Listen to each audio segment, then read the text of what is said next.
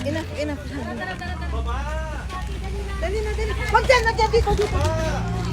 Baba. Okay. Nagkakaputo ka na po We will have to remove ourselves kasi nasa tapat kami ng GSIS gate at may narinig kaming sunod-sunod na putukan. So we will have to remove ourselves. Teka, nandun pa sila. Dito na. Hinihintay lang namin yung mga kasamahan namin. Rinig na rinig po ang sunod-sunod na putukan. Nanlalaban daw. So, tumatakbo na po kami palayo dahil sunod-sunod po ang putukan sa loob ng Senado. Yun lang po. Parinig niyo po.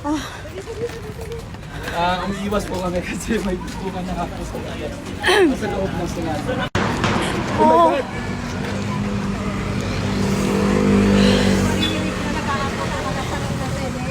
Lumalaban na daw ng patayan si hindi po real time ang post na ito dahil kasalukuyan ay wala pong internet dito. Feeling ko naka-jam yung internet. Pero yung naglalakad na po kami palayo kasi ang lakas po at sunod-sunod ang putukan sa loob ng Senado.